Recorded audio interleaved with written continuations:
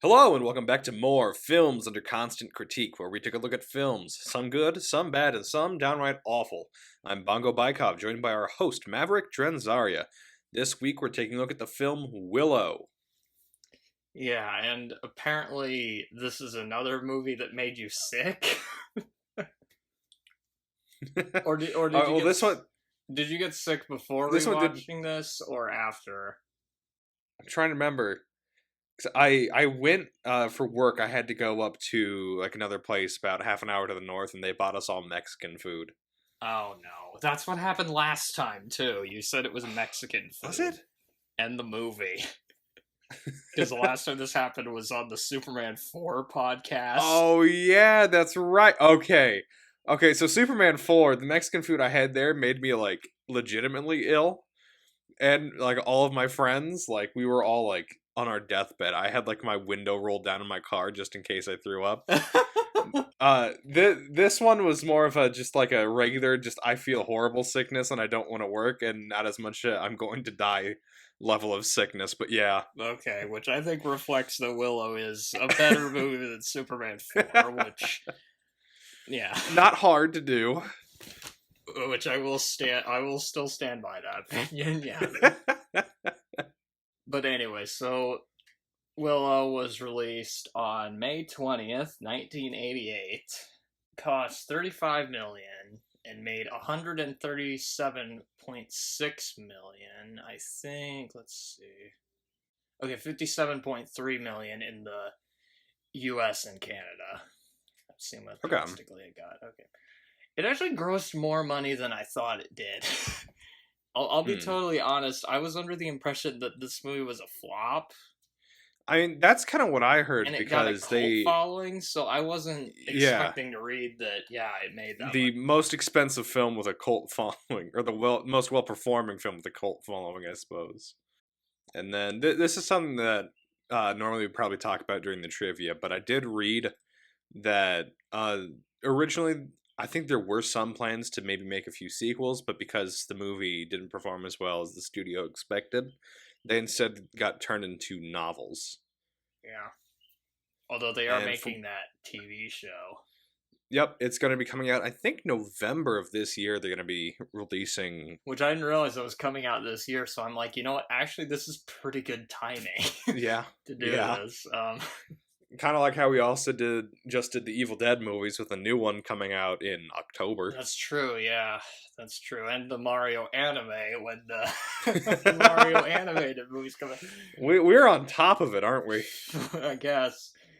And then the Batman just came out, and we did all the... Oh, yeah, and we did the Dark Knight trilogy.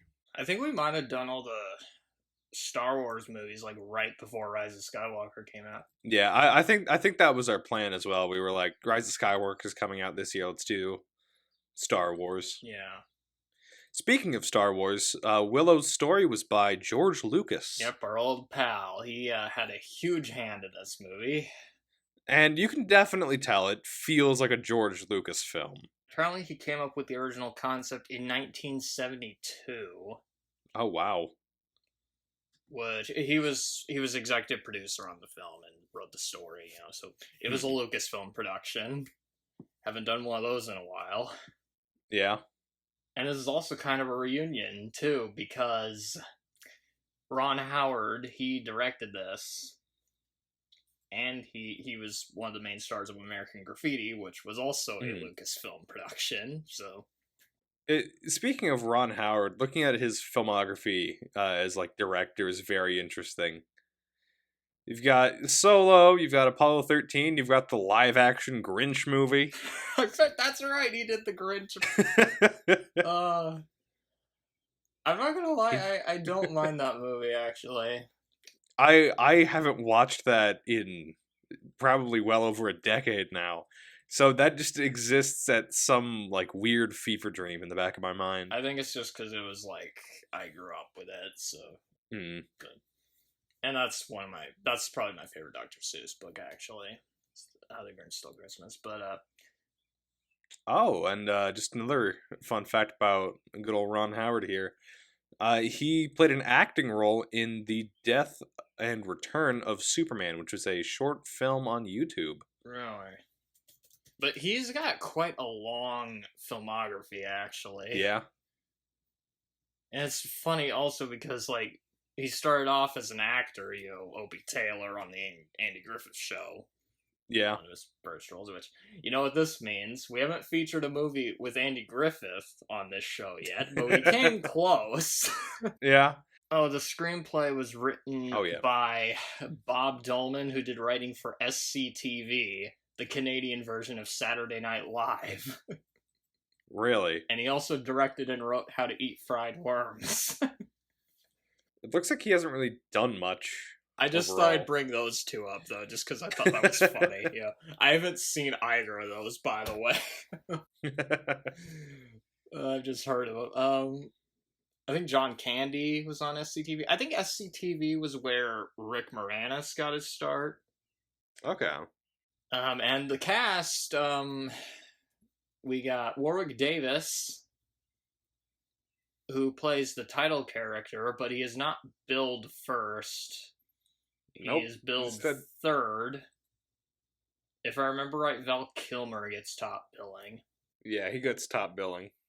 Although I do find it interesting that Warwick Davis is the main star. That's just because, like, that doesn't usually happen. I mean, yeah, you look at, like, the Star Wars movies, he mostly has, like, bit parts.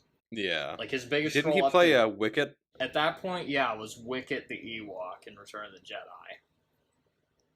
And I didn't realize how young he was when he did this movie. He was 17 when he did this movie. Oh, wow. And so I think something that might be important to mention here, and we'll probably be bringing it up throughout the episode, is, Willow's very obviously like a fantasy movie, and it has its own kind of world with like different like fantasy races and things like that. So throughout, we'll just kind of quickly highlight what these races are. And I think since we're starting off with Warwick Davis's character, he's a Nelwyn dwarf. So they're kind of like, I'd say pretty similar to hobbits in this universe from what we've seen. Like, I also, this is kind of getting ahead, but in the trivia it says like this was like the largest casting call for little people at the time, apparently. Yeah. Wasn't it like 250 people? 200, according to IMDb, it's between 225 and 240. Oh, wow. Which you can definitely see in like the beginning of the movie, just a lot of them, like. And if I'm being honest, that probably is one of the better parts of the movie, is the opening in the village. The opening is very good. There's some interesting stuff there. And, okay, other casting choice, Val Kilmer, we already mentioned. But that is interesting, though, that Val Kilmer's in this. I also just love his character's name in this movie, Mad Mardigan. It's a pretty good name. And whenever I, like, the first time I watched it, whenever I heard them say the character's name, I thought, like, they were calling him Mad, like it was some sort of, like, title that they were putting for his name, but that's part of his name. It's one word. I would have liked that more, actually, if they'd called him Mad Martigan, he's, like, considered crazy. That would have made... Actually, it would have made a bit of sense now I think about it. Yeah. But I don't think he was really, like... Well, okay, Top Secret and Real Genius, I guess, made him into star. So, yeah, I guess he would have been And then, well, 2 years before was Top Gun. He was in Top Gun, but he wasn't the main star. Tom Cruise was the main star, but he did have a pretty big role in that movie. Iceman.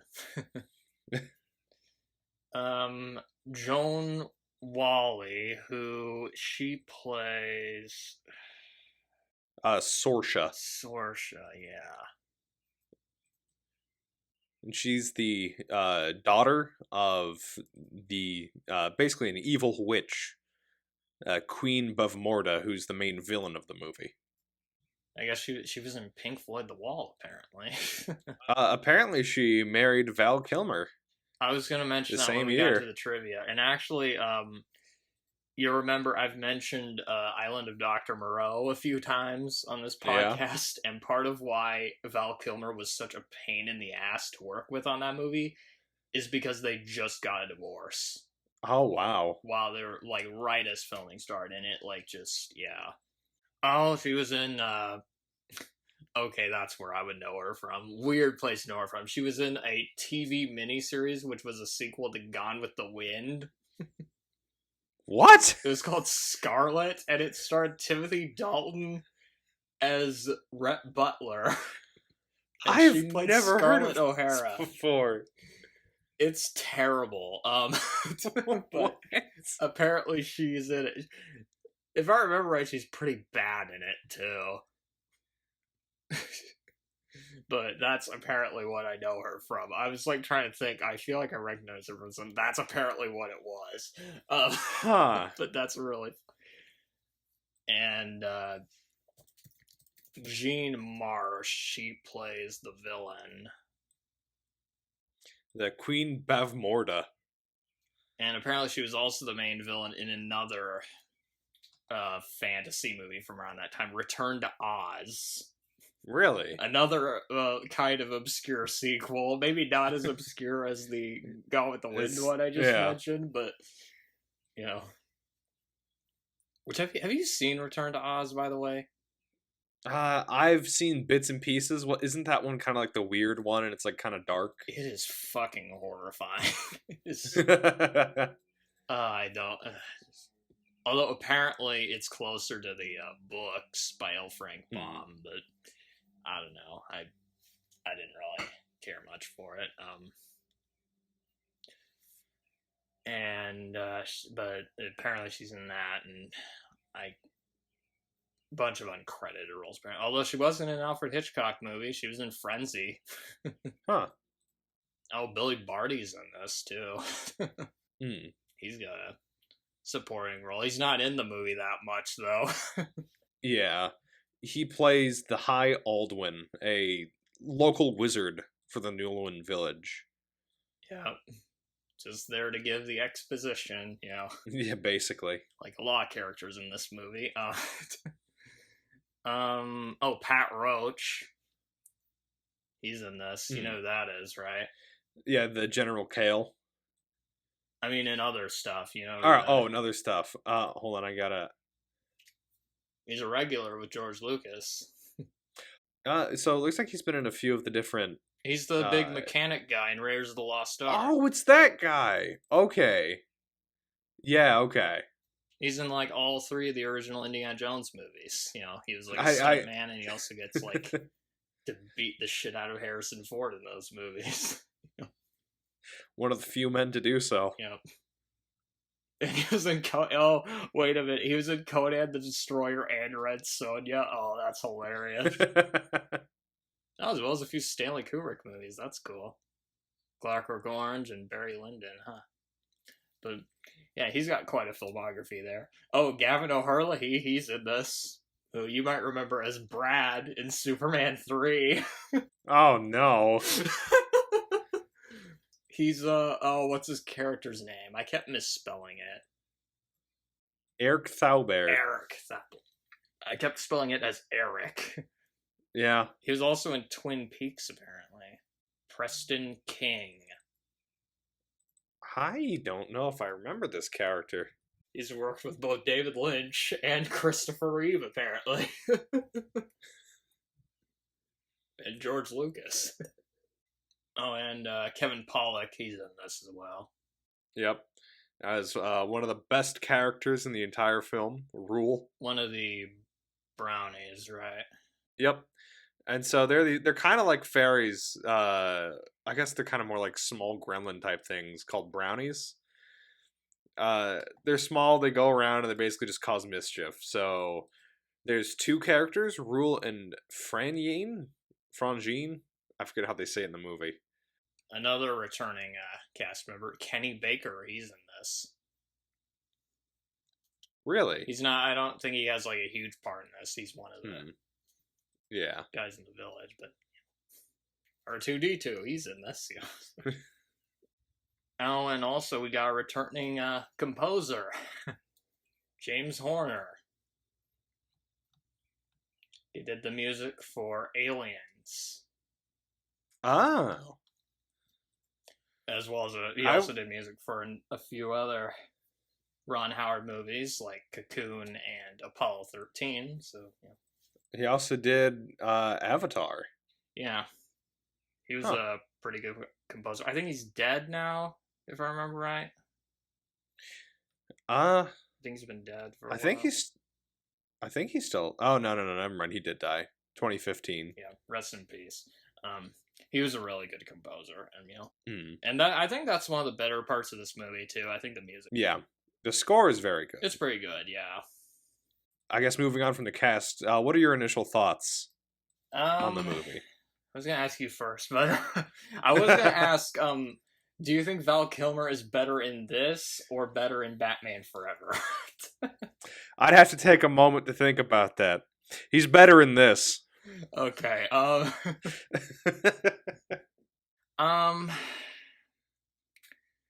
I thought it was okay. There's parts of it I enjoy, but we'll get into some of the problems I have with it as we go. I think I'm in somewhat of a similar position. It was a bit jarring, if I'm honest, going from the Evil Dead trilogy to this. Oh, absolutely, yeah. And not just because of the massive tonal shift, but because the pacing is so much slower in this movie. That's something I forgot about, because I remember when I first watched it, I think what happened was I found the first half of it kind of boring, but then some of the action scenes in the second half kind of saved it for me. Yeah. Whereas now I watched it and I was kind of a lot more aware of the problems with it. Yeah. Because the movies, it only goes like just over the 2 hour mark, but it feels like a lot longer movie. And it's just it has problems I have with like other like movies of the similar like genre, that came out at the same time, like Legend and Kroll. I kept thinking of Kroll for some reason. I think I have Legend on VHS. Oh, really? I don't remember. I'll have to. I will say Legend. My box from the closet to see. Legend is very. It has really cool visuals, but I could not understand the plot of it. See, I have it on VHS, but I haven't watched it yet. The plot of that movie lost me, but who knows? Maybe we'll do a podcast on that movie at some point. You'd get the return of Ridley Scott if we did that. Oh, yeah. And Kroll also has a music score by James Horner, and the music in Kroll is great. It is a great music score. Like, that's one of the best scores to a bad movie I've ever heard. It's actually pretty awesome.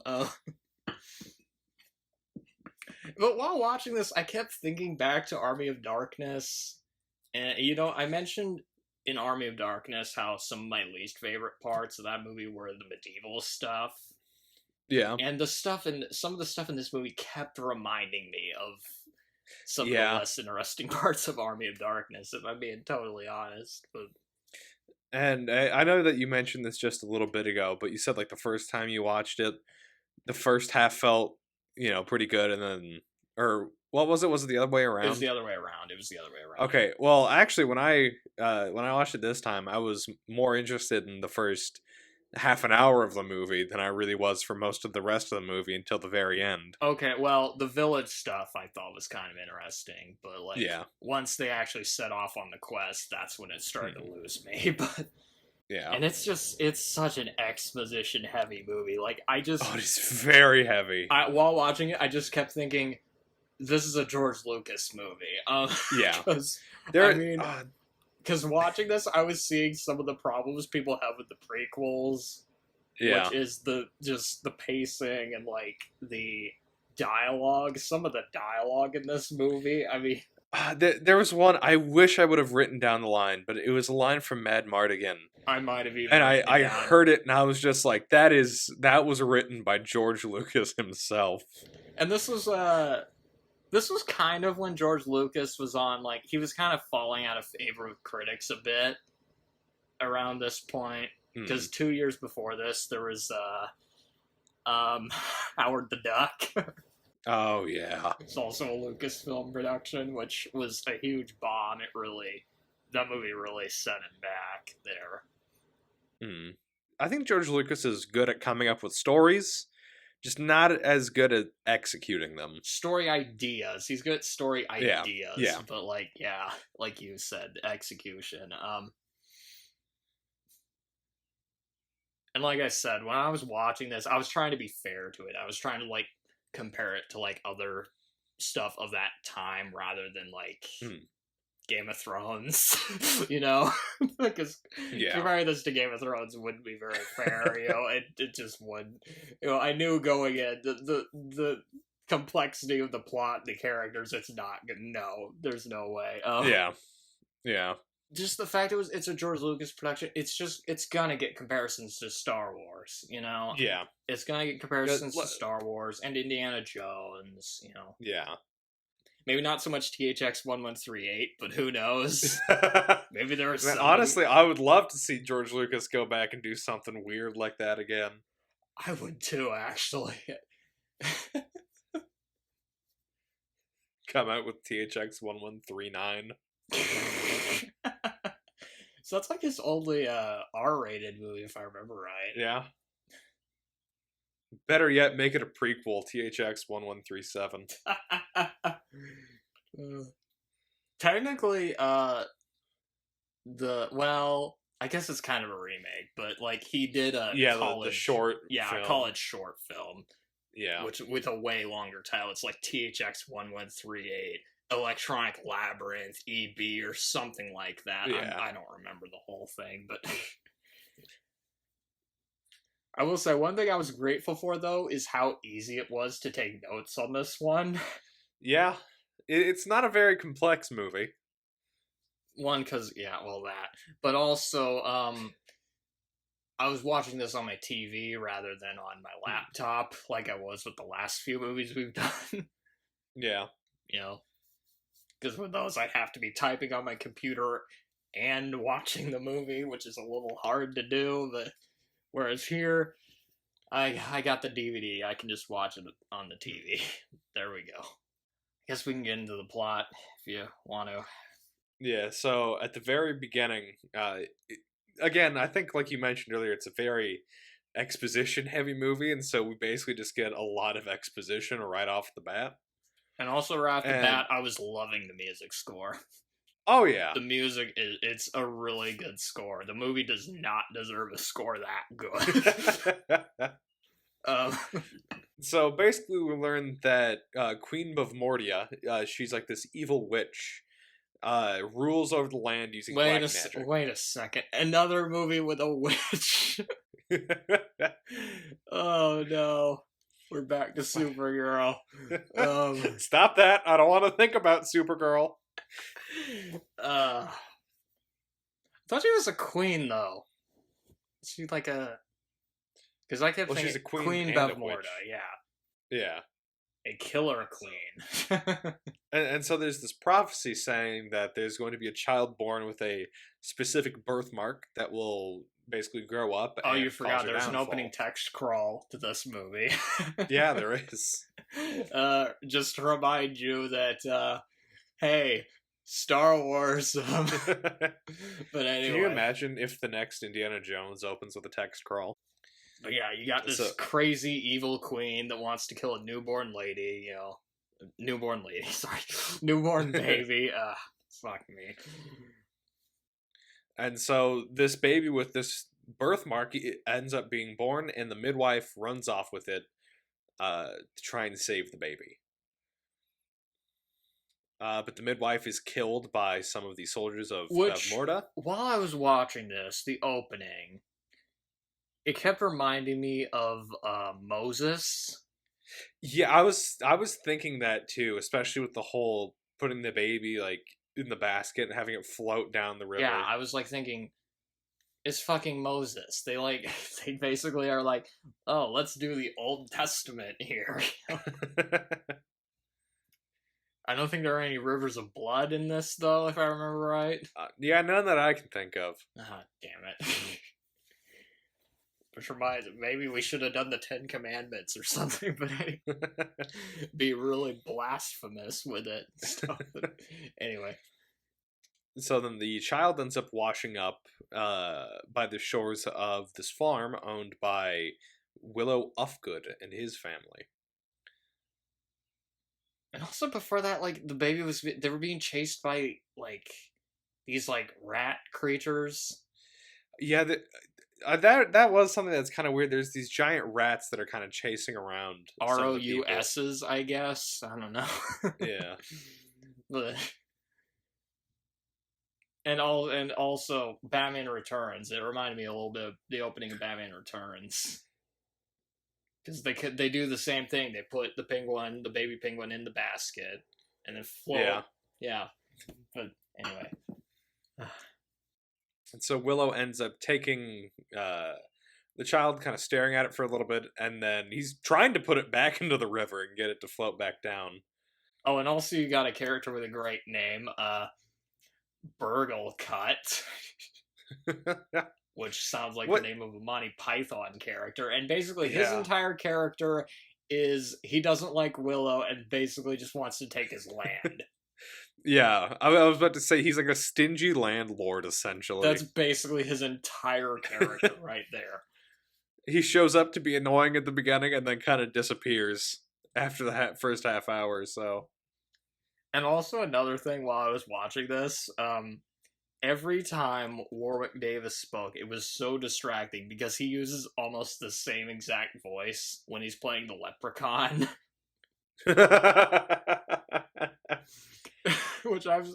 I just rewatched those like a few months ago because of that does sound like it would be distracting. So yeah, it was very distracting to me.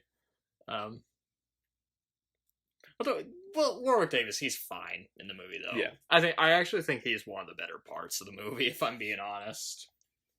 You know, but we'll get into that a little bit more. And so they kind of hide it at first, I think. Yeah, I Willow's wife just kind of takes care of it back in their house. And we get a scene of... Oh, fuck off. Then we get a scene of Willow. He's performing some magic tricks in front of the other dwarves. And this scene, you can definitely tell they tried to get as many dwarves on in screen Hollywood as possible to be in it. And then he does his disappearing pig trick, which doesn't impress them because then the pig runs out from under the platform. Yeah. I'm mentioning this because it does come back later, surprisingly. Yes, it does. And it's also trying to set something up. So Willow is basically shown that he's kind of like a magician, kind of like as we have magicians, where it's kind of just like sleight of hand and some tricks. But he does want to become a sorcerer as well. He could just like join Penn and Teller or something. We get a scene where Billy Barty shows up, Yeah. As the oh fuck, I didn't know. The High Aldwin. Yeah, he's basically this old wizard guy. There was one line I kind of liked. He said, "Magic is the bloodstream of the universe." Kind of reminds me of what Obi-Wan says about the Force. Yeah, I was about to say, it's basically him describing the Force. Or the midichlorians. I mean, that's... Anyway. We don't mention that. And I think he holds up his fingers, too. And he says, the power is in which finger? Which I would have laughed if somebody had just given the middle finger or something. And it's basically a test to see who will be his apprentice. Yeah. That year, and nobody wins. Basically, nobody wins. They don't get... I don't remember which finger gets guessed exactly, but... And then a creature attacks that looks like a baboon with a mask on. Although the subtitles referred to it as a dog, so... Okay. I guess it's the same species of dog that Gru has in Despicable Me. Man, I forgot that was a thing. I did rewatch that a few months ago, so that's the only reason that's kind of on my mind. But anyway. And so Willow basically blames it on the baby as being a bad omen and drawing evil towards the village. They want to throw it in a pit or something.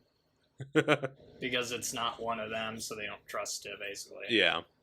That is until Billy Barty says they need to carry it across the river. And this scene I thought was kind of funny. He consult his bones. Yeah, to determine who's going to have to go on this adventure to take the He's just baby back. consulting with the bone, and then he says, "The bones tell me nothing." Although I think he whispers it to Willow. I think he just whispers it. He basically admits to Willow that his bones are nonsense. And he makes Burglecut the leader of the exposition. He's the leader of the expedition, leader of the expedition, and Willow has to go along as well. And Billy Barty, he gives him magic acorns that turn things to stone. He's also giving a lot of, like, Mr. Miyagi, like, advice here. Yeah, a little bit. That's the thing. I was watching this, and every scene in the movie, I was like, this feels like it's from something else. like during the beginning of this, I was definitely getting, like, Lord of the Rings or The Hobbit vibes. Yeah, but the opening scene in the village especially feels like The Hobbit. It's the Shire, basically, and I guess that makes Billy Barty Gandalf. Yeah. And Willow is Frodo or Bilbo. I consider more Bilbo. He's very hesitant to go on this adventure. And there was another part I thought was kind of funny. Billy Barty, he throws a bird up into the air to show them the way, but then the bird flies back to the village. And he says to just ignore the bird and follow the river. Which poses a question, like, how effective is he as a wizard if he's making these mistakes, you know? Or is he just a charlatan? You know? Honestly, it sounds like he might just be a charlatan. What with the bones tell me nothing. I guess he's like Groucho as Captain Spaulding or something. You're just like, wait a minute, you didn't go to Africa. Another thing I will say about this movie, camera work is pretty good. Yeah. There's a lot of really nice shots of, like, mountains and waterfalls, you know. They chose and locations. They chose some good locations for this, you know. Yeah. Well, some good locations or matte paintings. But anyway, there's one scene where Burglecut gets puked on by the baby. Very classy humor right there. And so you cut to a castle. It's only a model.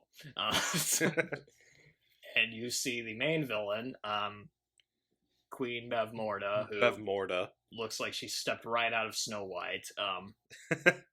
She's talking to one of her advisors. Yeah. And I love this scene because the advisor's like, your daughter's going to betray you. I've seen it.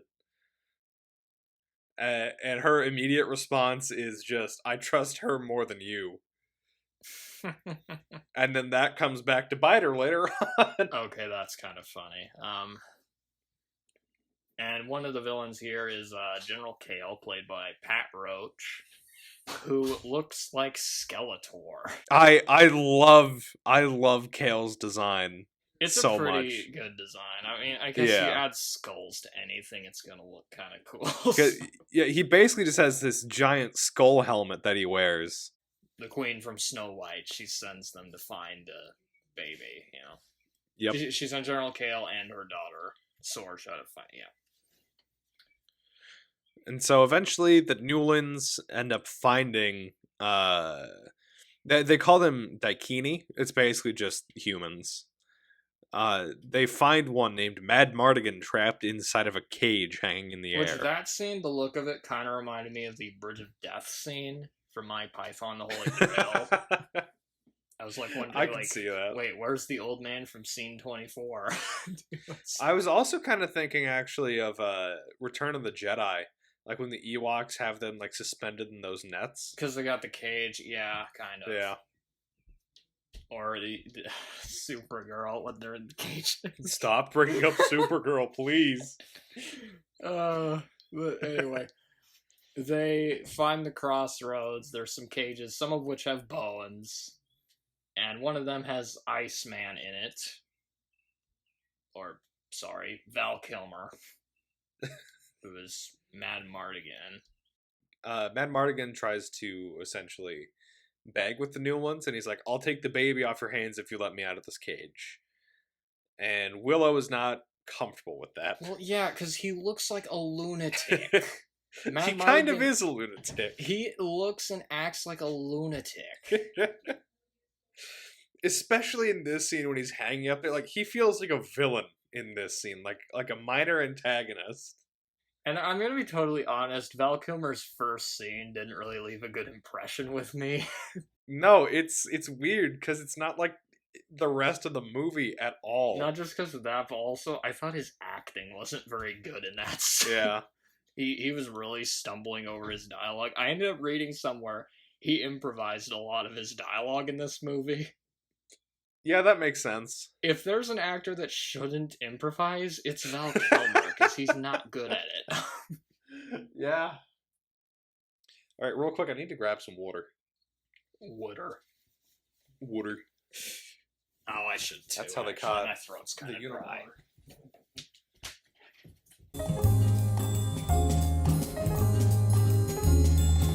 There was one good insult here, though, that I kind of liked, where Willow calls Burglecut troll dung. I liked that. Yeah. Which apparently is a thing in this, because there are actual trolls in this movie, so... Basically, he called him dog shit, I guess. I guess they could have just said dog shit, though, since there's dogs, but sorry, anyway. Getting off topic. And another thing is Val Kilmer's character, he really likes calling Willow Peck for some reason. Yeah. Which is not a term I'm familiar with. There's someone else who calls them, like, just some random soldier that calls them Pecks. So I wonder if this is just some sort of slur against Newlands. Or do they just not like Gregory Peck for some reason? I don't know. Hey, fuck you. He was great in To Kill a Mockingbird. And basically Willow and Me Gosh, there's a great name. Saying that sarcastically, they end up staying there to watch Val Kilmer, who we learn his name is Mad Mardigan. You know, which yep. I will say, you know, a lot of the names in this movie kind of suck, but that one was fine. That's a good name. That was a pretty good name, actually. That feels like a good fantasy character name right there. And Mad Mardigan calls himself the greatest swordsman who ever lived. Which is bold words for a man currently trapped in a cage hanging in the air. At least he's humble. But then there's a huge army that's going towards them. Led by Eric. Yep, played by Gavin O'Hurley, and apparently he knows Val Kilmer's character. And it sounds like they might not be on the friendliest terms because he refuses to let Matt Mardigan out of the cage. Yeah, and then Matt Mardigan threatens to cut his head off and stick it on a pig pole. And basically during this whole time, he's like trying to get Willow to let him out, you know, and yeah, they do. And they give him the baby because they're idiots. Well, you're forgetting he does the celebration where he picks up Migosh and repeatedly throws him into the air, happy to be out. Oh, that's right. Yeah, that's right.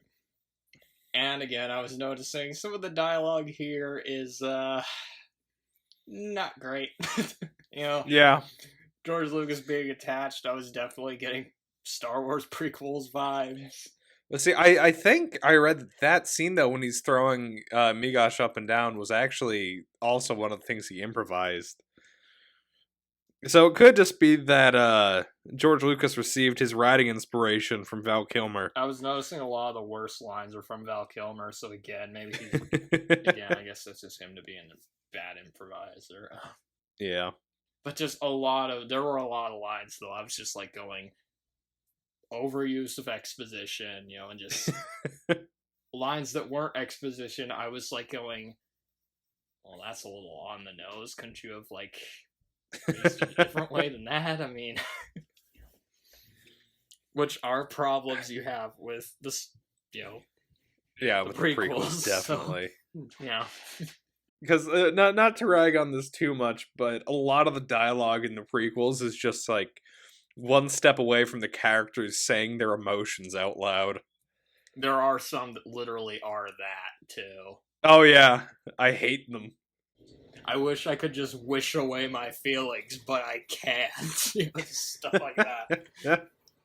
And Willow and Migosh, they decide to head home.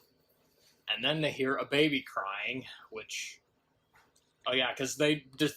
Wait a minute. Yeah, they just gave the baby to that lunatic. Yeah. And then they hear it crying and see like an eagle or something flying away with it. I think it was a falcon. Oh, a falcon. It's being ridden by the small versions of Ash from Army of Darkness. Okay, I was thinking that exact same thing when I was watching it. I'm like, why do these all feel like the mini Ashes? I'll be totally honest. I wasn't a fan of quite a number of the characters in this movie, but I did think some of the stuff with the brownies was kind of funny. Yeah, no, I feel like they were pretty fun comic relief characters. They were passable comic relief. Definitely better than Jar Jar or something like that. Way better than Jar Jar. Definitely better than Howard the Duck as well. Yeah. And they tie them down, and there's some woman's voice coming from up in the sky that tells them to let them go. And this ends up being the Fairy Queen. And she says the baby's named... Elora Danon. She picked Willow as her guardian, which is very weird. Yeah, Willow has no choice in this. Again, kind of like Bilbo Baggins. He's along for the ride, whether he wants to be or not. She has Willow wand and tells her to seek out Finn Raziel. Yeah, to find the good like king. A sorceress. The good king and queen, yeah. Yep. Not the killer queen. Gunpowder, gelatine, dynamite with a laser beam.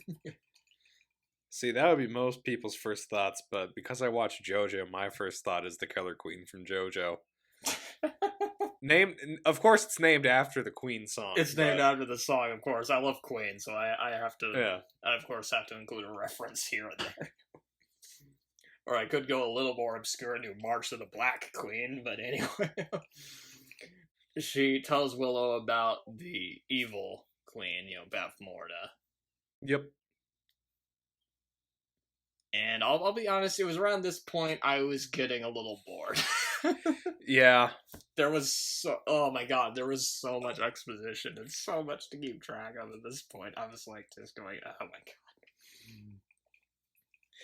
Because that's a lot of it. When it's not in the action scenes, it's basically just spoon feeding you exposition. It is like just the most. It's not even good exposition either. No. It's again like this is about when. I think this would have been about when people started to see the cracks of like George Lucas's writing and stuff. Yeah. So yeah. It's about this point I was like going, come to think that a lot of people are calling him Peck in this movie. Yeah. Which again, I tried looking it up. I tried like going like Peck in the dictionary, and I got nothing. I mean, like just there was nothing there that I was going like. Oh, okay. So I just looked it up. According to the Willow Wiki, Peck was a derogatory slang term used by the Daikinis to refer to a Newlywin. They're being racist, basically. Exactly. Mad Mardigan is a racist. Not a real word. We should probably censor that. I don't want to get our video taken down for being racist. I think we're off the hook, though. It's a fictional racial slur, at least. So. It'd be like saying mudblood, essentially. Yeah, basically. But anyway, you see Val Kilmer disguising himself. He's wearing a dress, yep. And some guy keeps just hitting on him. Which I'll say this, I'm very glad that Val Kilmer was not in Some Like It Hot. Yeah. And then Sorsha and some knights, they show up and try to capture them. Obviously, the cross-dressing ruse doesn't work for very long. Yeah. And he ends up just And fashioning the dress into pants later on anyway, so, you know. And this scene is another example of the writing just not being very strong. Like, dialogue-wise or just story-wise? Yeah, dialogue-wise. When it's Mad Mardigan, disguising himself as a woman talking to Sorsha. Yeah, yeah. Because, maybe that could have been funny, but it doesn't really work here. It really doesn't work. No. But we do get some pretty good line delivery from the guy that was trying to hit on Mad Mardigan. Basically, Sorsha rips off the disguise, and she's like, "You're no woman." And then the guy that was hitting on him goes, "Not a woman!" That does feel sort of like something to be like Monty Python or something. Because there's like quite a few cross-dressing gags in the movies and shows. Like the stoning scene in Life of Brian. But anyway,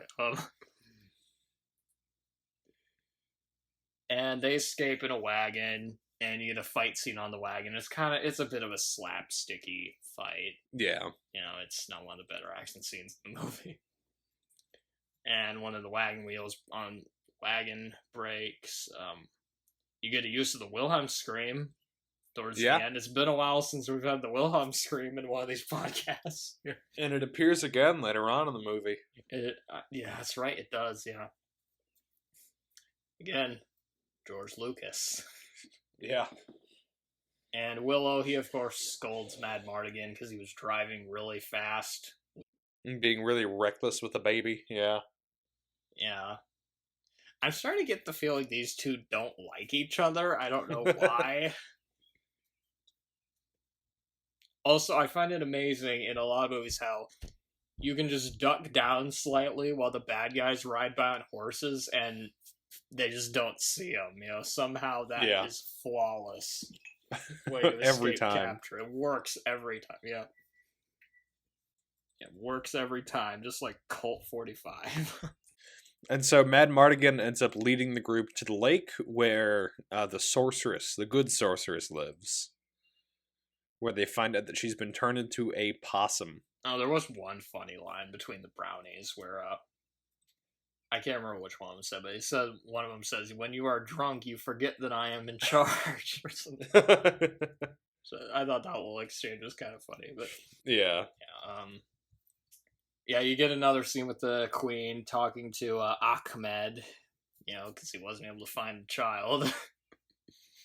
Which, that's a good point, actually. Okay, they have this huge army, yet they're unable to find one child. Yeah.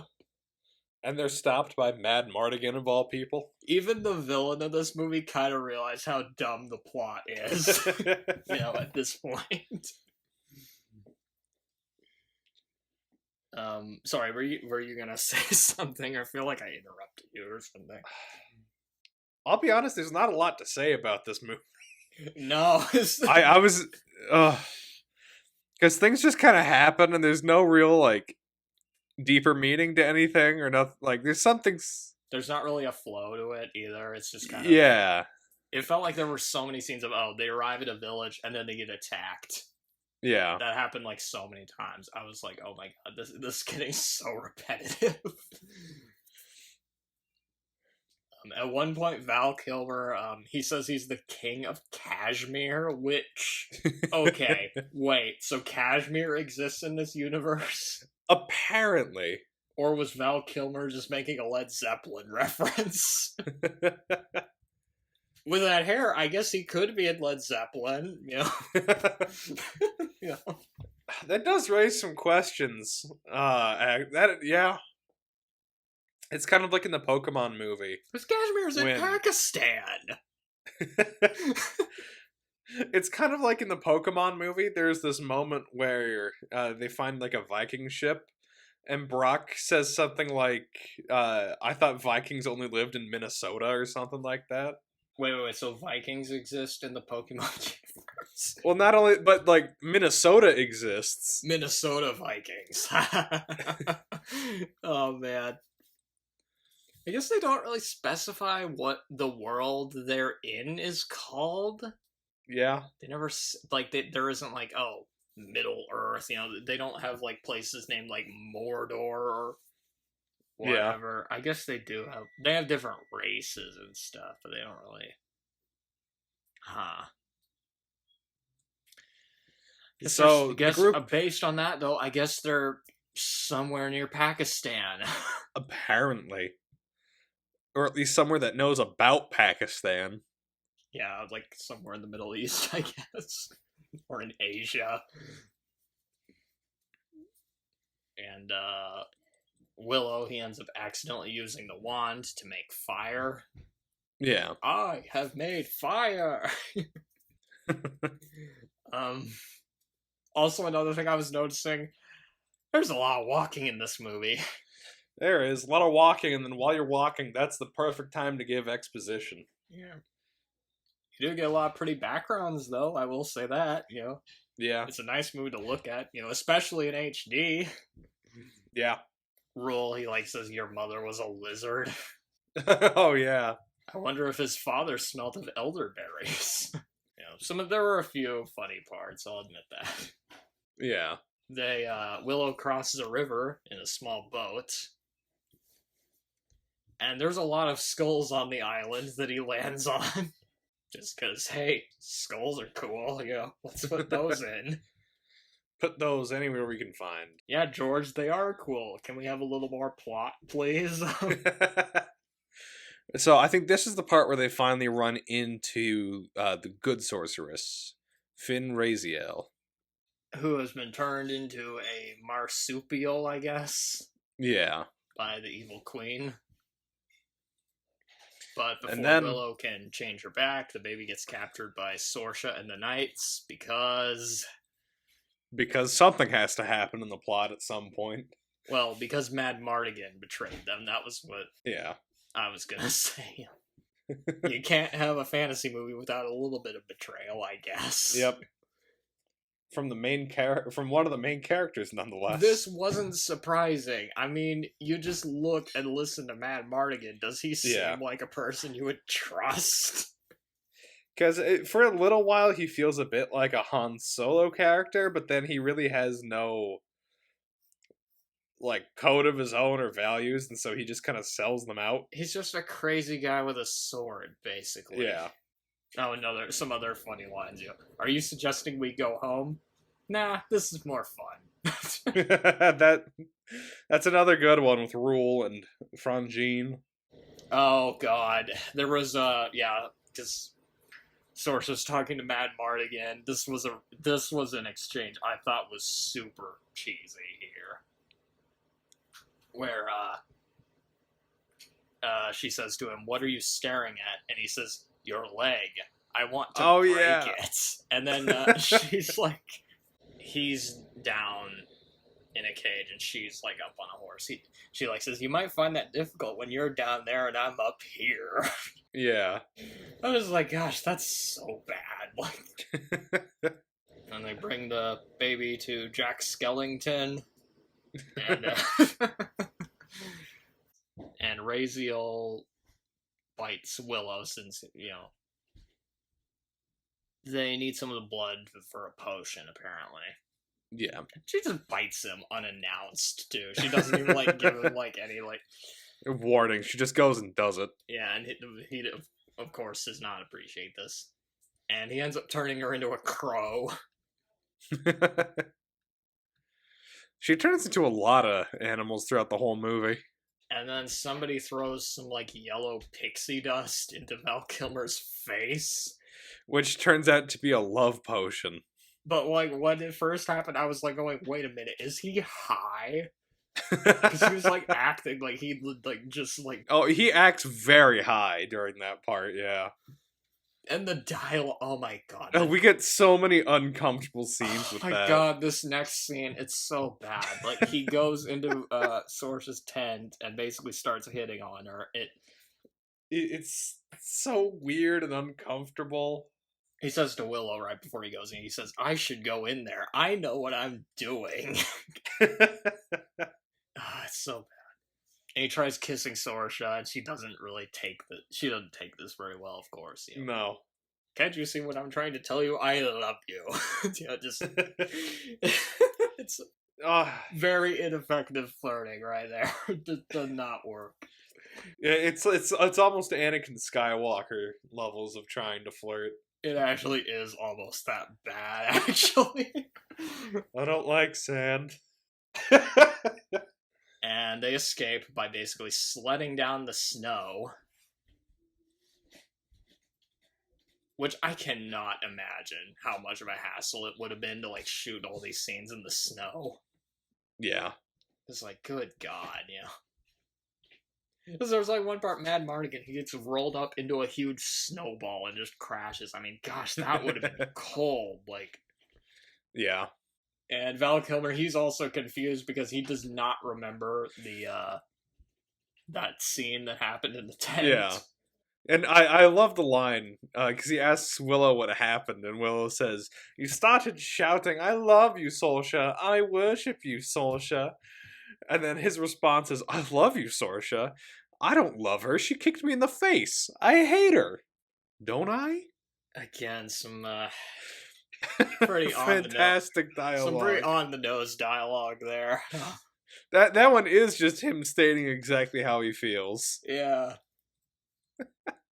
Who needs subtlety? Who needs acting? I just was also read. noticing the villains in this, they're not very good. No. They're just kind of your boring, generic fantasy villains. I mean, there's nothing much to them. And they don't get, like, a massive amount of screen time either. No. I guess Sorsha does. Yeah, but... until she turns good, and General Kale does, but, like, the Evil Queen, she's barely in this. I feel like the Evil Queen especially needed more screen time, especially with the way she was acting towards the end, because she actually... I don't know if you noticed this, and I guess this is getting a little far ahead, but she has some Palpatine moments at the end of the movie where she just feels like Palpatine. I love how every other reference is, like, Star Wars, basically. It's so easy to draw the comparison to Star Wars. There's also just no flow to this. Like, it's just scene, scene, you know? It's like you said while we were doing Supergirl. It's like they put the storyboard up and just went, there, it just good. Shot the storyboard exactly. Let's just go shoot it, yeah. And then we get a scene of Mad Mardigan. He holds a knife to Sorsha's neck and basically captures her. Yeah. But she's mad that Mad Mardigan doesn't seem to love her, despite what he'd said the previous night, which, to be fair, that would be very confusing. Yeah, because he was coming on pretty strong that night. And he basically just gives the excuse of, I wasn't myself last night or something, which, I mean, to be fair... he was basically on, like, a love drug or whatever. The only place name I wrote down in this was Turazleen. Because they have to go find a castle there. And they end up finding trolls. And not only that, there's like a bunch of people frozen in stone. Yeah. And apparently in a deleted scene, one of those people frozen is actually Sorsha's father. That raises some questions. I guess that just doesn't... I guess they cut it out just because it doesn't really contribute to the plot. Yeah, Sorsha has, like... Sorsha has no character development. No, she really has no motivation Her either. Her flip to the good side in this is about as believable as Mariel Hemingway's in Superman 4, if we're being honest. It just happens. There's, like, no, like, just... Yeah. Really, it's just, the prophecy said so I guess she has to. Okay. Well, sounds good. Moving on. They do find troll dung there. Yeah. And Mad Mardigan finds a sword, so he's gonna use his sword fighting skills soon. And Willow turns the crow into a goat. Oh my god, I can't believe this is happening. It's just turning into... then this happened, then this happened, then this happened. That's what this movie feels like. It's really not very well paced. All the scenes feel drawn out, and then they move on to the next drawn out scene. Oh my gosh. And so Willow's kind of trying to turn one of the trolls, or like, destroy one of the trolls using his magic wand, and then turns it into this weird dragon monster. This scene was kind of cool, actually. I actually really love this one. So the monster's called the Ebersisk. I guess this is kind of a piece of trivia, but it's named after Roger Ebert and Gene Siskel. Yeah, the film critics. Yep. And so it's kind of this weird two-headed dragon I guess thing. Ron Howard just wanted to put that in there as a fuck you. Did they not like Splash or something? I guess Roger Ebert didn't like Splash, so maybe that's why. Yeah, maybe. And I actually really liked the special effects on the Ebersisk. I thought it looked really good. Yeah, I think it was stop motion. If I remember right, yeah, and it looks decent, yeah. It's just it starts off this like gross jumble before it just grows into this huge fire-breathing two-headed dragon. And yeah, this is one of the better action set pieces of the movie, I think. The fighting with the dragon, but also there's a lot of sword fighting going on. There's a lot of fire. There's trolls. I mean, this movie needed more crazy shit like this. It did. I think it needed more action scenes where there was more fantasy things happening. Because a lot of the action scenes before this have all just been humans fighting each other. But I feel like it actually could have leaned a bit harder into the fantasy aspect on a lot of the action scenes. It's listed as dark fantasy on Wikipedia, so I guess it's like kind of... So I guess they didn't lean as in on the hard fantasy elements when they made this. Which, that was another thing. For some reason, I thought this was a PG-13 movie, but apparently it's just PG. Really? Yeah, it's just PG. Which I guess from the tone and stuff, maybe I should have guessed, but I don't know. I remembered... Because the dragon's death was it wasn't like... It wasn't super gory, but you see its head get blown off. Oh, and another thing... This is where Sorsha just decides, hey, I'm going to join them. Yeah. This is her turning point for no real reason. She just kisses Madmartigan for no reason. And I was just thinking, okay, where the hell did this come from? It is so abrupt. It really does just come out of nowhere. And then she basically just disappears for the rest of the movie, too. She kind of does, yeah. Huh. You would think she'd play a bigger role in, like, the climax, but apparently not. Yeah. Just, okay, I mean... Okay. But the dragon's head explodes after getting stabbed by Madmartigan, which... That is a positive I will say about this action scene. He gets a pretty good sword fighting. From Val Kilmer, you can see why, he said earlier he was the greatest swordsman, and... You can tell. Fair enough, I mean, you're as boastful as Lancelot, but okay. He's the best sword fighter in this movie, I'll give him that. Yeah. Of all time, I'm not sure, but in this movie, sure, that's true. And so, during all the chaos of this fight, Kale ends up taking Elora. You mean Skeletor? Yeah, Skeletor ends up taking Elora back to Bavmorda. And then I think this is when we actually learn about what Bavmorda's plans are, which is essentially to banish the child to hell. Really? I don't remember. Oh my god.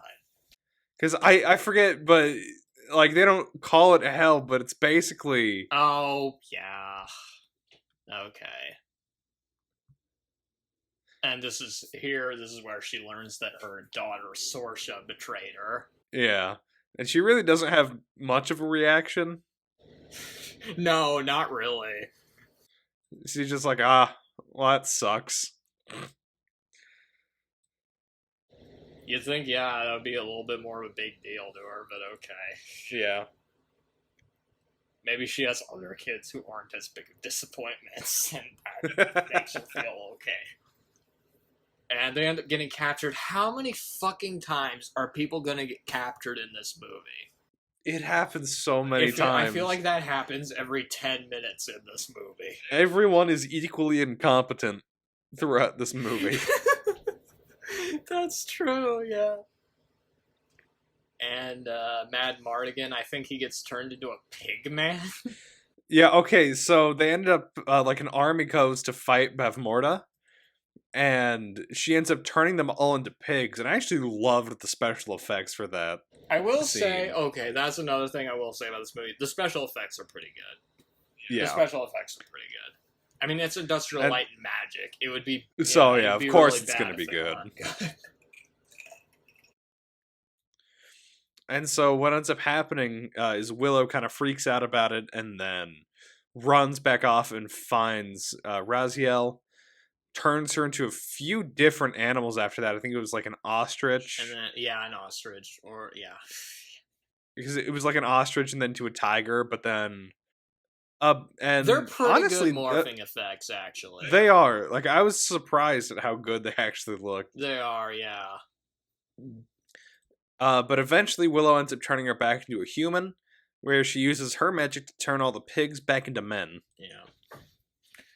And then she reminds them, do not drink pig's blood. So, meanwhile, the queen is trying to perform some ritual with the baby.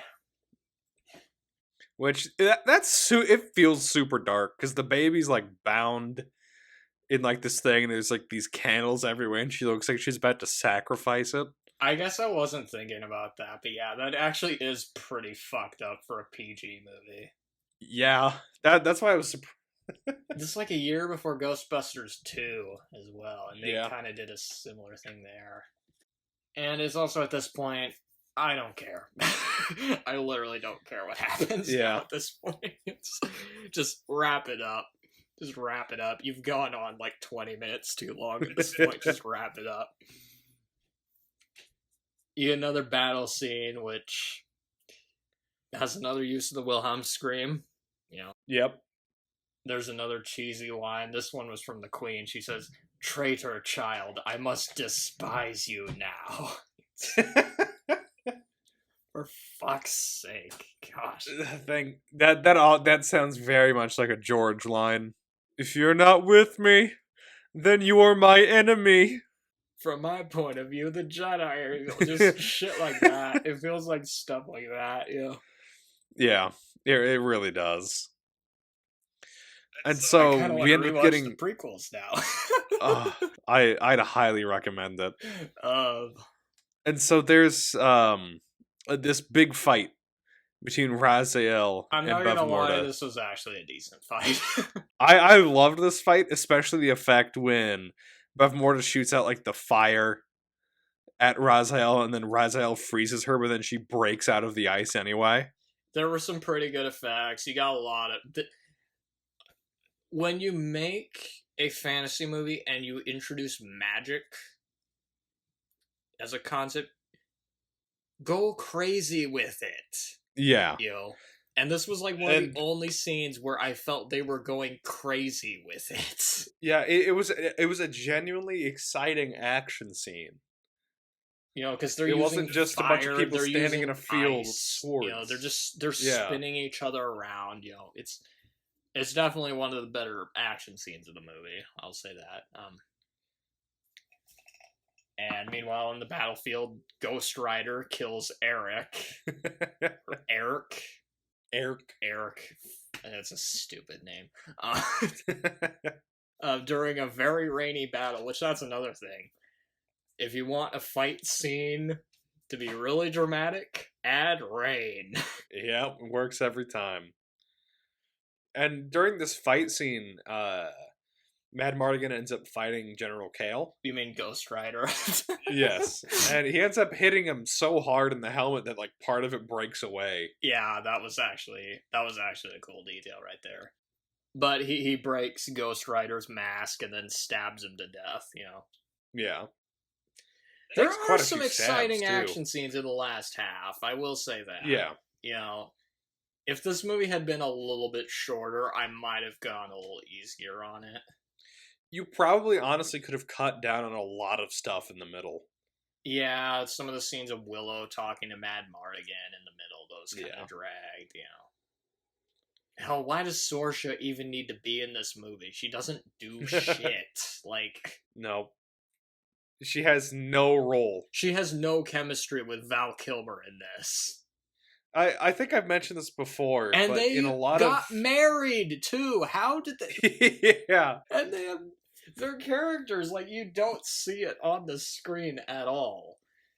So then I again, think they I got might divorced. So yeah, I think I might have mentioned this before, but in a lot of the live action Batman movies, if you just remove Catwoman, in any of the ones that she's in, the plot really doesn't change too much. Catwoman gets more to do in those movies than Saoirse does. Yeah, Saoirse is even less important than Catwoman.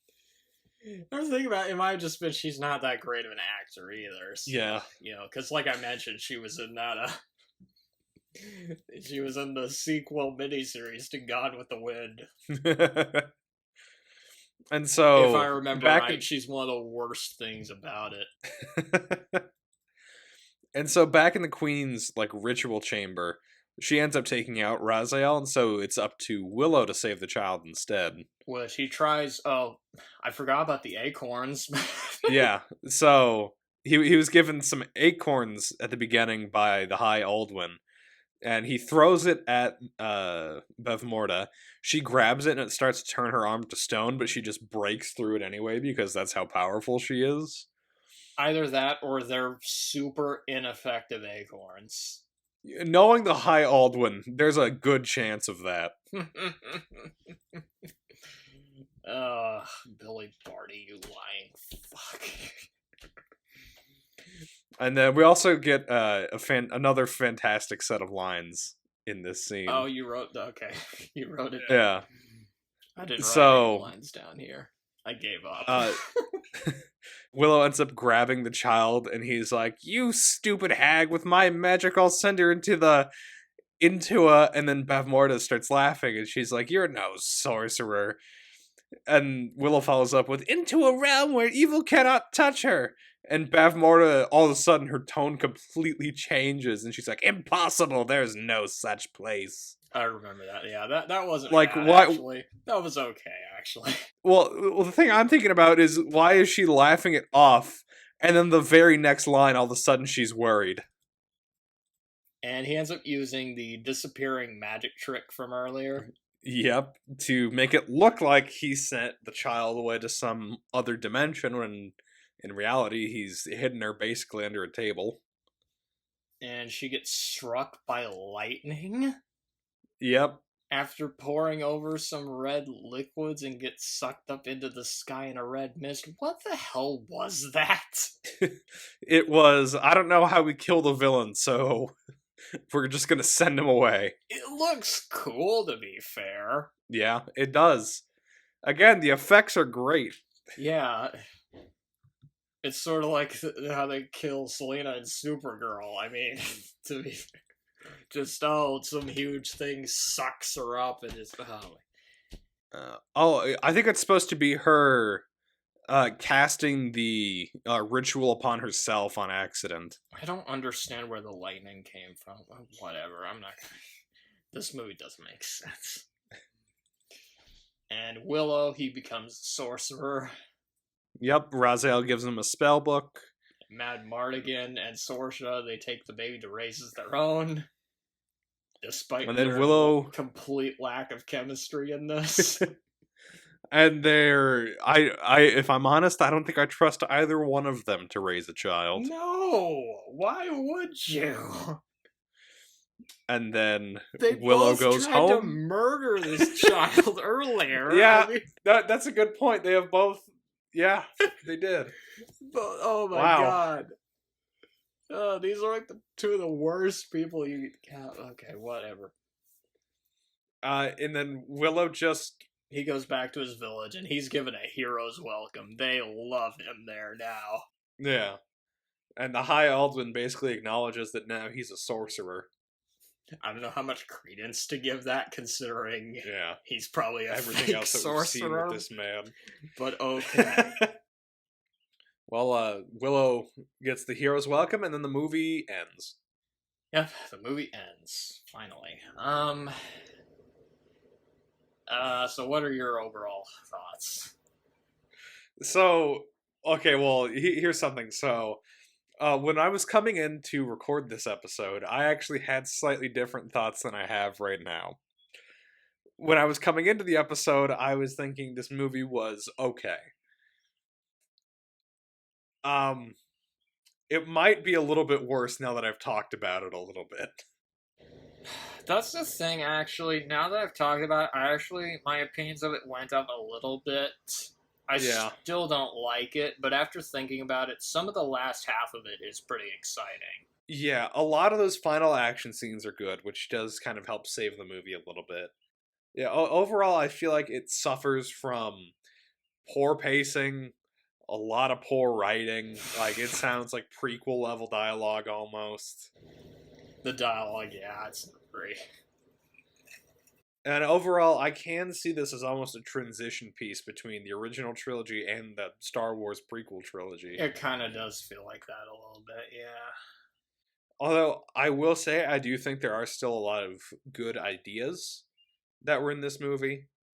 And I am interested to see what the sequel TV series, or sequel Disney Plus series, is going to be. See, I don't know if I'm going to watch it. This movie didn't exactly hype me up for it, but I think I'm going to be checking it out once it drops. I was actually kind of worried when we were about to record this, because I remembered you mentioning you liked this movie. Yeah. Previously. And I was thinking, oh god, he's gonna be saying I enjoyed it, and I'm gonna be the odd man out again, sort of like what happened with Rogue One, Yeah, not for this one. So I was surprised when you said you didn't like it either. Because I like it, it's just not great, not good either. Oh, so you do like it? Yeah, there's things that I like about it. I don't think it's fantastic. And I am a little... I think you've talked about this before with certain movies, how when you revisit them, you're a little afraid that they're not going to be as good as you remember. This is one of the ones I was thinking might not. Yeah. That's what it was for me, too. This was not as good of a movie as I remembered it being. But even when I first watched it, I think I had problems with it. Like I said, the first half, I feel like... When I first saw it, I thought the first half was kind of boring, but then it picks up in the second half. I don't hate it, though. I wasn't impressed with it. I found some of it a bit of a slog, and the story is nothing special, and neither were most of the characters, to be honest. But I will offer some praise to it. I think Warwick Davis is decent in this movie. Considering, how young he was, too. He was only, 17. He's one of the better actors in the movie. Which is surprising. The other actors had more experience. And his character is probably the most interesting and fleshed out one too. He's the title character, so of course. He seems to go through more of an arc than the other ones do. Yeah. He starts off as just this nobody thinks much of him at all. He's just, he's an unsuccessful magician, and then by the end, he's a sorcerer extraordinaire now. So take that, assholes. That is one of the things that makes me interested in the upcoming show, because Warwick Davis is returning as... Is he? Yeah. As Willow. Huh, that's interesting. I will say, the rest of the cast, on the other hand, it's a very mixed bag. Yeah. Honestly, I think Val Kilmer is pretty bad in this, acting-wise. Yeah. Yeah, he's pretty bad. Sorsha's pretty bad as well. He gets some of the worst dialogue in the movie, and the fact he improvised so much of it does not help him at all. No. I thought Sorsha was pretty bad too. Yeah, I thought the two brownies, they did well enough for their roles. I thought they were funny. They delivered the lines. They were funny, but they were just cutaways now and then. Yeah, you know. Yeah, it's like you could remove them from the story, and again, it would have almost no purpose. I will say I did like Billy Barty's performance. Yep, that was a good performance. He was kind of fun. He's barely in it, but considering he was just an exposition dump, I thought he did fine. And he got some kind of funny bits too. My bones tell me nothing. Stuff like that. And then the humor was kind of hit and miss for me. I I thought some of the stuff with the brownies was fine, but I did not care for the stuff with Val Kilmer. Yeah. He does a good job sword fighting, though. I'll give him that. And on one hand, the tone of this movie is weird. On one hand, it wants to be a fantasy movie for kids. Yeah, like a whimsical fantasy, but then on the other hand, you have some really weird, dark moments, especially towards the end. Yeah, like I mentioned, I thought this was a PG-13 movie. Yeah. But apparently it managed to get a PG. And honestly, with the scene where all the men are turning into pigs, I'm surprised that one didn't boost it up to PG-13. Or the dragon stuff, too. That was, I remember that scene. I was, thinking, because there's blood in this, not a ton, Yeah. You'd think, I'd get a PG-13 at least. And I kind of do wish it was darker, to be honest.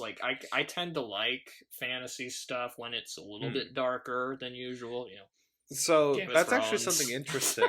I like Game of Thrones. So there were 3 sequel novels to this movie, and apparently all 3 of them were darker.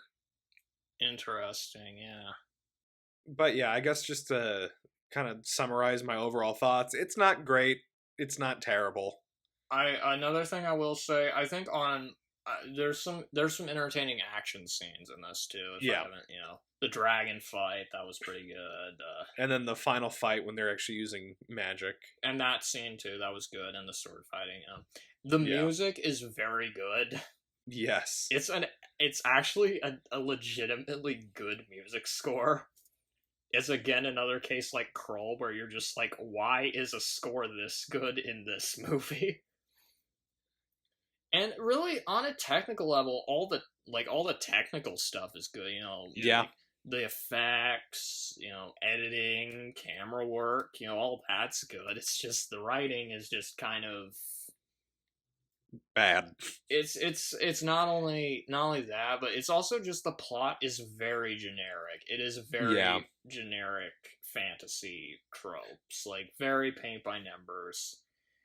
Which I could forgive, but if you're gonna make a movie with a generic plot, you need something that stands out. It sets it apart. Yeah. And, sets it apart. And aside from the main character and, maybe a few scenes, it has its moments, but there's just a few things that just, it drags it down a bit, so.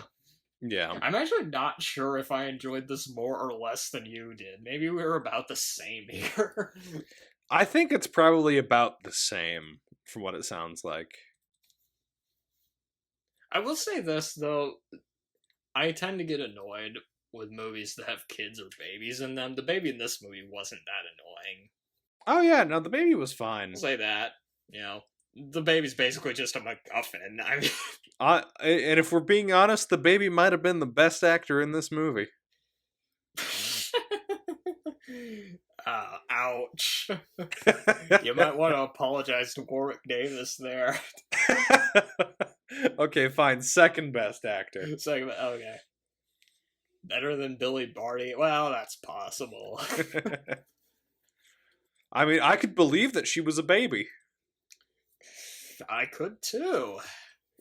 Might have even been several babies now I think about it, because I think it was twins. They do that in movies a lot. Yeah. Because of child labor laws. I will say, though, of the Val Kilmer movies we've done on this podcast, so far it's the best one. It's the best one. We've done 2.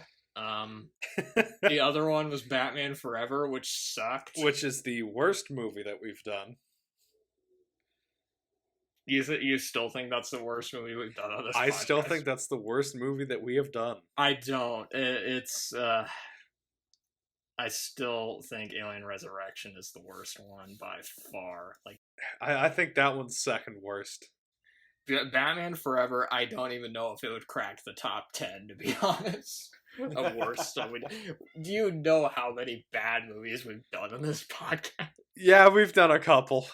So, the Willow TV show is going to be written by Jonathan Kasdan, who also did Solo. Really? Not only that, but he's also writing... Is he the son of Lawrence Kasdan? Yes, he is. Okay. And not only that, but he's also going to be writing the 5th Indiana Jones film.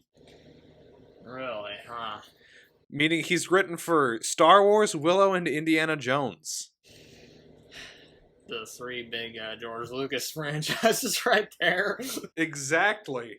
He's trying to become the next George Lucas. Does George Lucas have a 3rd big franchise, or does he just have 2?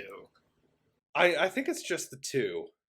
Unless you want to count Howard the Duck, but I don't. Howard the Duck doesn't count. That was just one movie. And he got cameos in, like, the Guardians of the Galaxy movies. Yeah.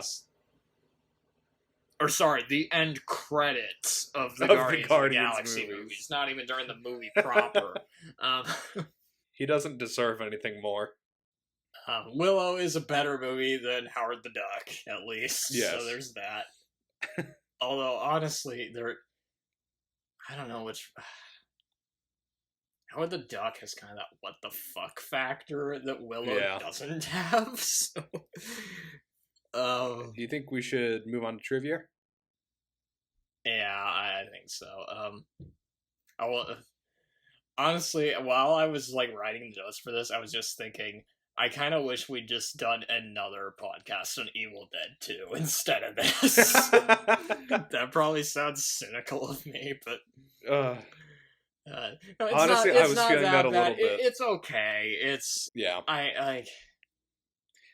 I can kind of see why it has a bit of a a fan base, but I'm personally not I'm probably not gonna rewatch it anytime soon. If I do, I'll just skip to the second half of the movie where some of the crazy reaction scenes happen. Yeah. Okay, trivia. It got 2 thumbs down from Siskel and Ebert. Ebert called it uninspired and overlong. Although he did praise the scenes in the dwarf village and the battle sequence with the dragon. He ultimately called it too much effort and too little story. Mm-hmm. I can see that. I can't believe I'm actually agreeing with Roger Ebert. And he jokingly said, instead of 3 men and a baby, you could call this one a warrior, a dwarf, 2 brownies, and a baby. Siskel criticized it for basically just being George Lucas's old bag of tricks, comparing Mad Mardigan to Han Solo, among other things. And this kind of surprised me. Apparently, Gene Siskel later included it on their list of worst movies of the year. Really? Which I can kind of see, from an expectation standpoint, I can kind of see that, but I don't think it's I don't think it's awful. No, it has awful things in it, but yeah. I just think it's an okay movie. Now, what do you want to guess Leonard Maltin gave it? I'm expecting something low. I'm gonna go 1. I was actually surprised. He gave it 3 out of 4 stars. Wow, I'm surprised too. I was shocked when I read that. Wow.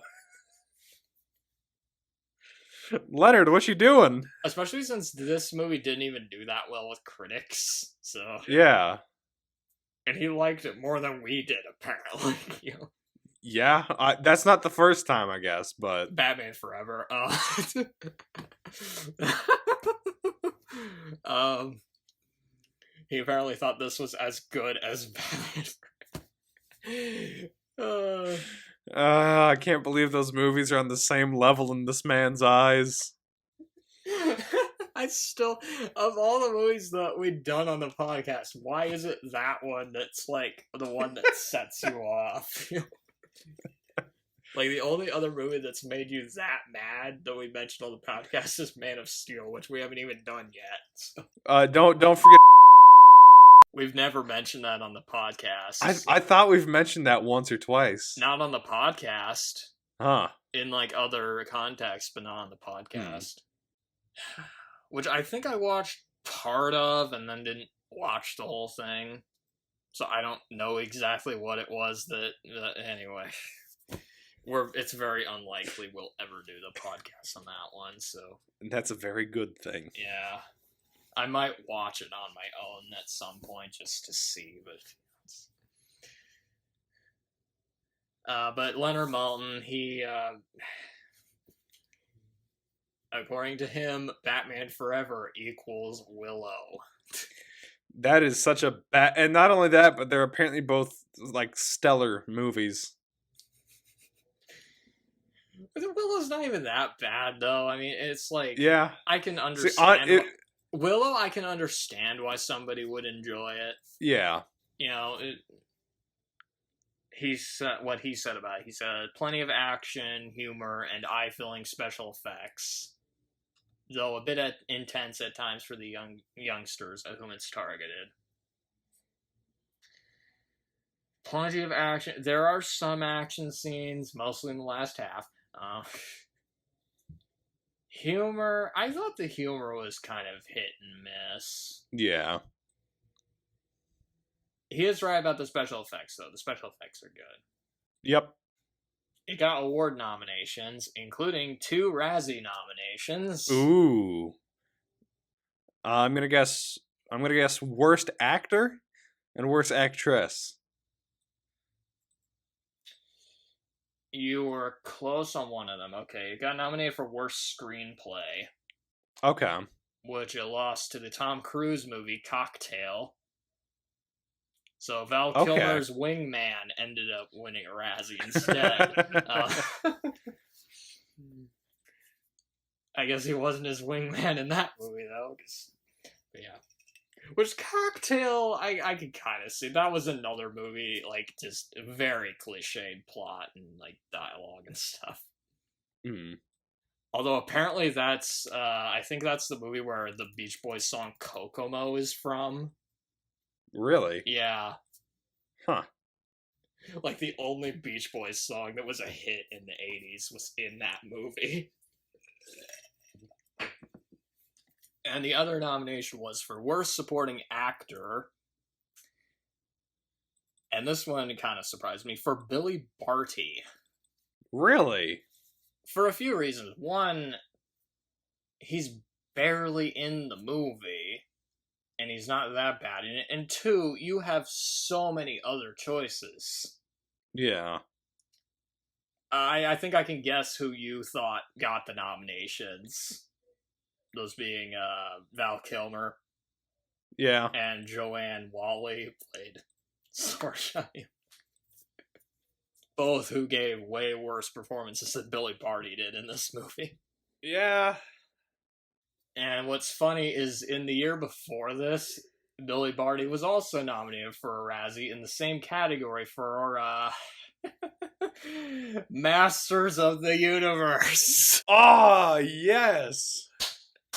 We once again have a Masters of the Universe connection with this movie. Quick, we gotta mention the Mario live-action movie. We have to round out the collection. But come on, I mean, you had an opportunity to nominate, like, several other actors, and that one kind of pisses me off, actually. It did get 2 Oscar nominations.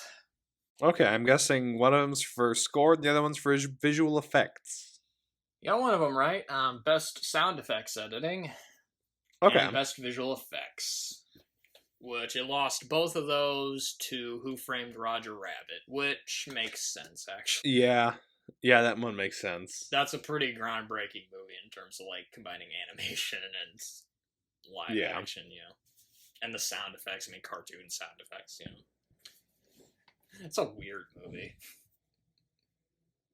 It's also a better movie than this, to be fair. Yeah. This movie did win a Saturn Award for Best Costume Design. I could see that. Some of them are just kind of generic fantasy costumes, but they're not badly designed.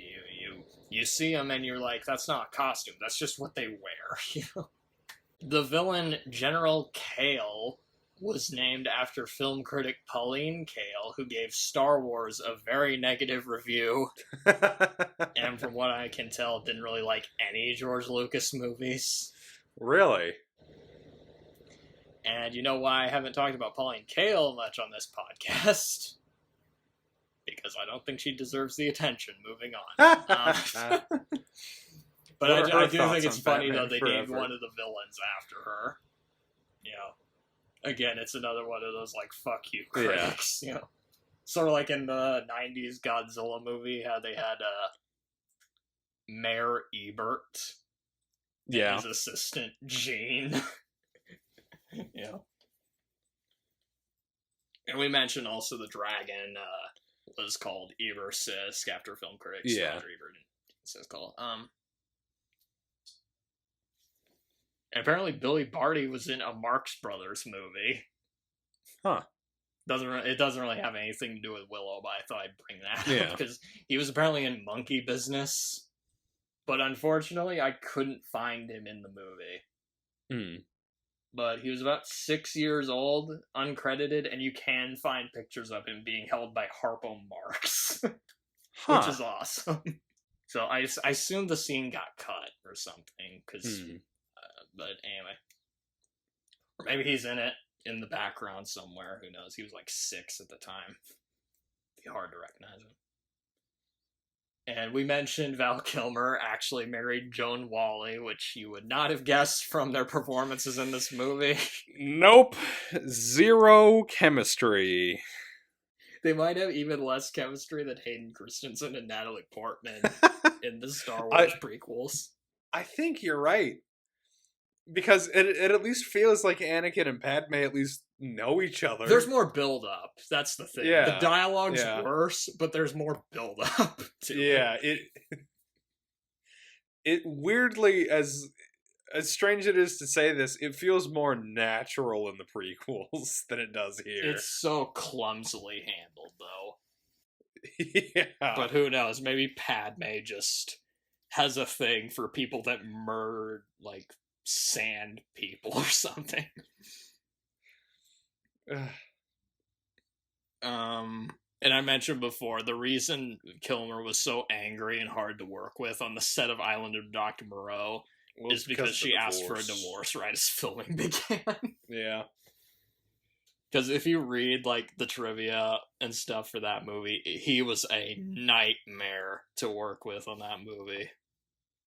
Although it also didn't help that Marlon Brando was on the set of that movie being difficult as hell. Yeah, honestly, that set just sounds like absolute hell to be on. And not to mention, there are so many things that went wrong during the making of that movie. Oh my god. Oh man. Which is way more interesting to talk about than that actual movie. Ron Howard turned down directing Cocoon: The Return to direct this movie. I feel like that was probably the good choice. That was a good choice, yeah. Nobody remembers the sequel to Cocoon. Well, apparently Courtney Cox is in that movie. But anyway, the year after she was in Masters of the Universe. Yeah, let's go. It all goes back to Masters of the Universe, don't it? Star Wars has the Force. Willow has magic, and I guess our universe has Masters of the Universe as its center. Val Kilmer later had a cameo in the Ron Howard Western The Missing. And the movie also featured Tommy Lee Jones and Aaron Eckhart. Now, you know what this means? It means in the same movie you had two actors that had played Two-Face and one actor that had played Batman, all in the same movie. So there's a collaboration right there. My cat is throwing up in the corner of my room. Probably because we keep mentioning Batman Forever. Is that why you were saying, oh no? Yeah. Oh shit. I mean, I was also saying, oh no, because you mentioned that it was Two-Faces and Batman. And one of the Two-Faces was... I'll retract. Okay. Two-Face and imitation Two-Face. Oh, okay. Because the Two-Face in Batman Forever is not Two-Face. Yeah. It's not the real Two-Face. Although I will say, okay, that is one thing I will say about Batman Forever. I think Val Kilmer's performance in that is better than in Willow. Yeah, I could see that. It's a worse movie, but I think Val Kilmer's better. But the performance is better. Because while we were talking about that, I actually thought he was fine as Bruce Wayne. Yeah. I thought his Batman was too goofy, but he was fine as Bruce Wayne. And also, another thing, this movie is kind of a milestone, because this movie puts Warwick Davis and Kenny Baker as the second most featured actors on our podcast. They're tied for second place now, with 8 appearances in movies on this podcast. I guess being in the Star Wars movies definitely helps. Now, do you want to guess who's number 1? Not in this movie, by the way. Oh, I'd have to give that a little bit of thought. I'll give you a clue. It is a Star Wars actor. Okay. Are they for like a minor character? Not like the main characters, but like a supporting character. Who is it? Anthony Daniels. Really? It's C-3PO. Yes, he is in first place as the actor who has been in the most movies on this podcast, which is only because we've done all the Star Wars movies and he's in all of them. Oh, yeah, he's in 9 movies. Yeah. He's in 11. He's in 11 Star Wars movies. Oh, that's right.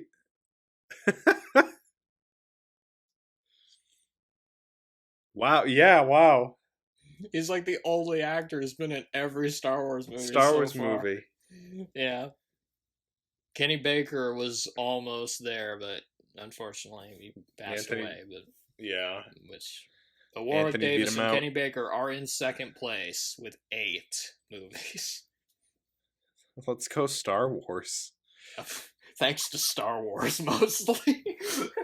Because, like, you look at, like, I actually did go through just to see, like, who's appeared the most times, and, like, the top 5, like, most of these people are on here just because of Star Wars.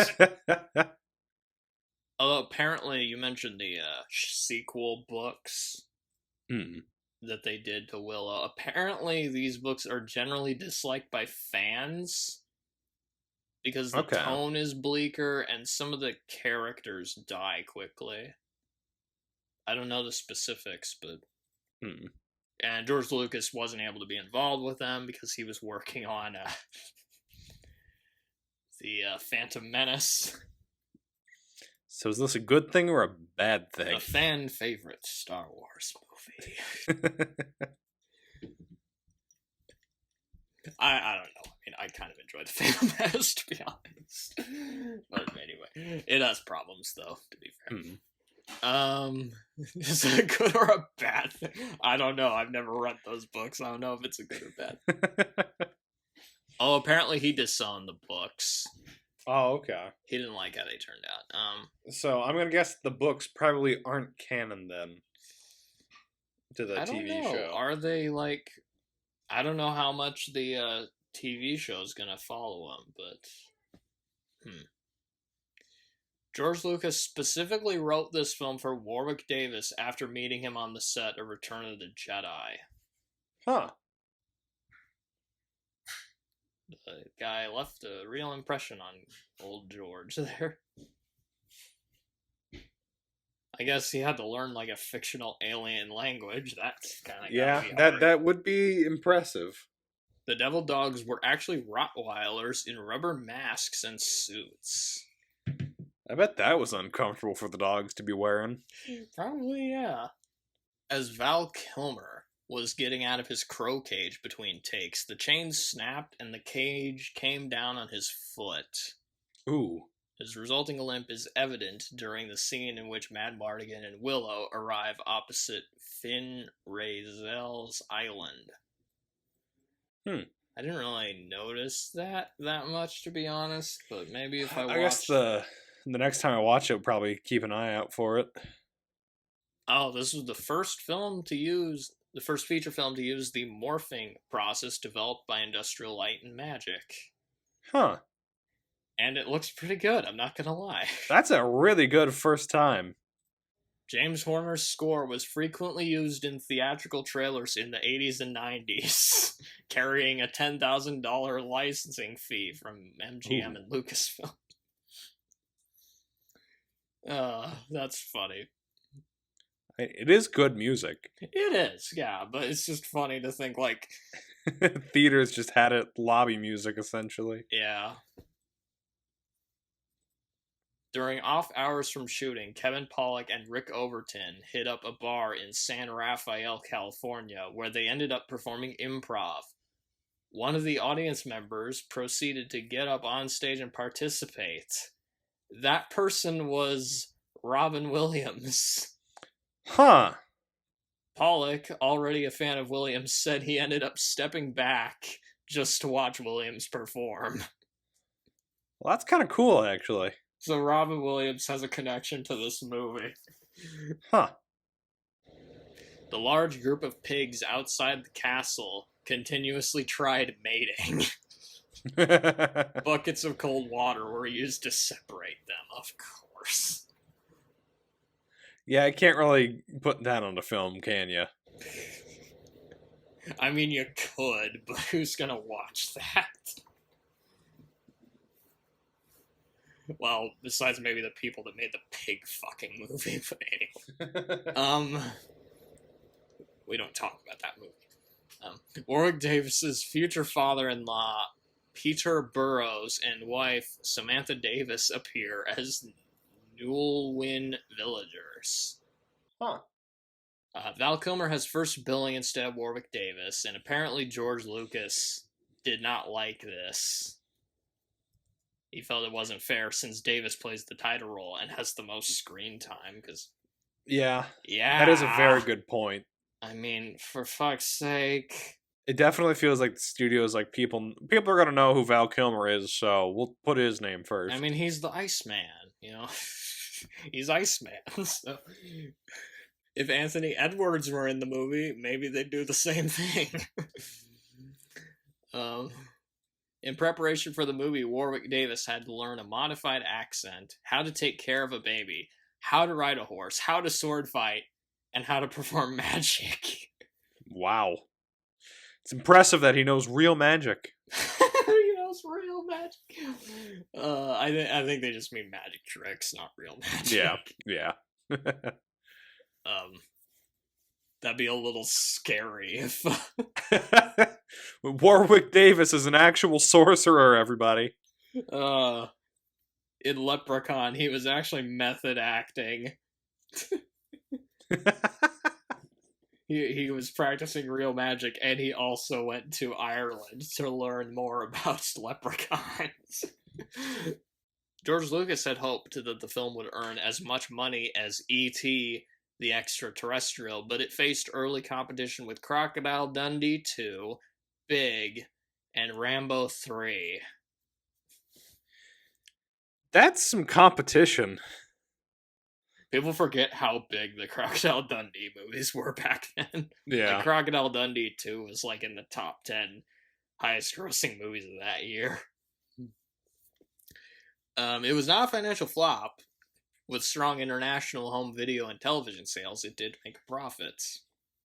So, yeah, it took them that long to make a sequel, 34 years, and it's a TV show. Although, I mean, it took them quite a while to do the Top Gun sequel as well. True, yeah. Top Gun came out longer ago than that. Although, to be fair, with Top Gun, Tony Scott died, so that delayed it a lot. George Lucas, he kind of saw Ron Howard as another Spielberg that he could collaborate with. Well, it didn't quite work out like that. Yeah.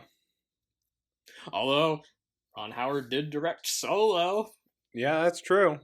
Like, the only other collaborations they did, if I remember right, are American Graffiti, because he acted in that. More American Graffiti, because he acted in that. Oh, Willow. And I guess Solo isn't. It's like Solo is a Lucasfilm movie, but George Lucas wasn't involved in it, if I remember right. But he didn't quite get a Spielberg out of Ron Howard, which is okay. Not everybody becomes a Steven Spielberg, to be fair. Yeah. John Cusack tested for the role of Mad Mardigan, but lost to Val Kilmer. He considers this his biggest disappointment. That would have been an interesting, different version. That's so funny, actually. I don't think that would have worked either. But anyway. That is funny, though, that he considers this his biggest disappointment. Yeah. Another funny story about John Cusack, though, is apparently he's in Con Air. You've seen Con Air, right? Yeah. And John Cusack's in that. Apparently, he hated Con Air. Really? And whenever he was like, if he got asked about it in interviews, like he would like tell people not to bring it up in interviews. Because he did not enjoy that working on that movie, apparently. And then there's also that interview where some college student is interviewing John Cusack, and she ends up mistaking him for Kevin Spacey. Oop! I don't know if have you seen this? I have not. Oh God, this needs to. Oh, that sounds painful. To be fair, this is before the, before the allegations.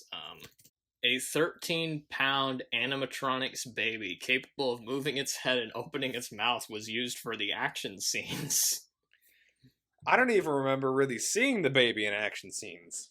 This baby weighed more than the actual baby, and a more flexible prop baby was used in scenes where Willow falls with it. I didn't notice that, so... Yeah, I guess it did a good job of pretending to be a baby. I think it's... Yeah. Yeah, I've got to get going here soon. My cat is getting ornery. Yeah. All right, so with that... getting mistaken for Kevin Spacey. That is such a painful thing. I'm trying to think if I had anything else. Not really, no. Okay. So that was Willow, a mostly okay movie.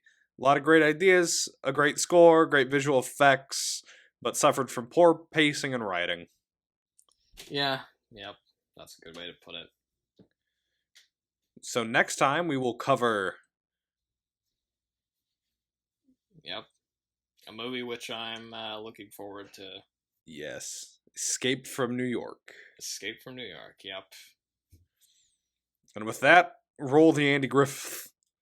Good night, you stupid idiot. Good night, you miserable slob.